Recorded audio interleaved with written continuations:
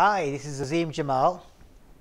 We are speaking about the corporate Sufi alphabet, A to Z, and today we are focusing on the letter R, and we picked for R Rumi, the Sufi giant.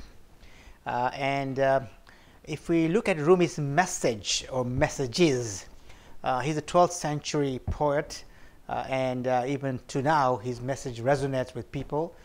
So he was way ahead of his time, and in North America he's revered by many people, and his books are still doing well despite being there for so many years. So let's look at corporate life and take some of Rumi's messages and see how they're applicable.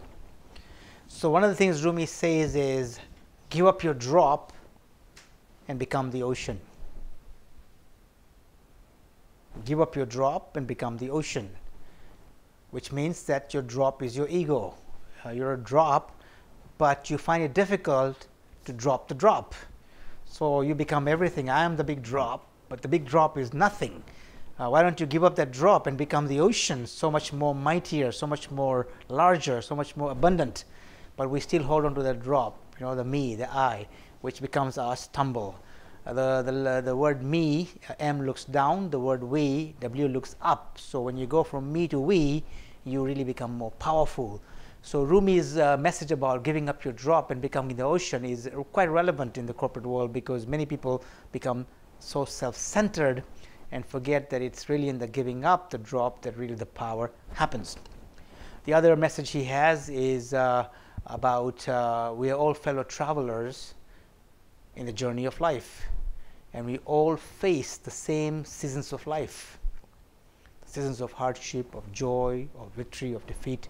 So we all one in some ways, right? So when this idea of a fellow traveler comes into play, you look at your colleagues, you look at your customers, you look at your stakeholders as one kind of people, and you work in harmony, you work in unity, you work in synergy, as opposed to one against the other.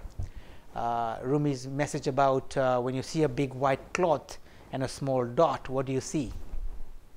What do most people see? They see the small dot and cannot see the white cloth, because the small dot gets bigger and bigger and bigger, and you can't even see the white cloth. So the message here for the corporate life is, if you focus on one negative thing, your whole life becomes negative. You think of negativity and you invite more negativity into your life. But if you look at the bigger picture and you start counting your blessings and you look at life from a perspective of gratitude, you find that the positive outlook invites more positive results. If your staff is doing so many good things, but you keep catching that staff on one wrong thing they are doing all the time, they'll become a bit disappointed, a bit bitter, and will not be able to give you the same results you would like them to give. As Blanchard would say, catch people doing things right. The more you catch people doing things right, the more right things you do. And Rumi in the 12th century has talked about, when you see a big white cloth and a small dot, what do you see? And if you keep seeing that small dot, you will be more negative in your life. Now, switching this to your personal life, in your family, for example, you look at the drop. There's ego in the family. The spouse wants to hold their position and not give up and forget the bigger picture. You will find people focusing on the small dot and forgetting the big white cloth, and then again, the relationship gets soured. There are so many good things happening in the family, so many good things. People are healthy, nobody's in bad habits, there's respect. But then one thing happens and the whole world revolves around that one thing, and all the good things are forgotten. So Rumi, he's Masnavi, he has written 26,000 couplets. He's a giant of the Persian world. His messages are very powerful, and if you take any of his message or most of his messages, you'll find that they have some resonance in the corporate world. And I think if people were to engage themselves and understand his deep philosophy, they'll make their life much better in the corporate world, in the business world, in their personal life, and also in their beyond, because Rumi is very spiritual and he talks about the beyond part quite often.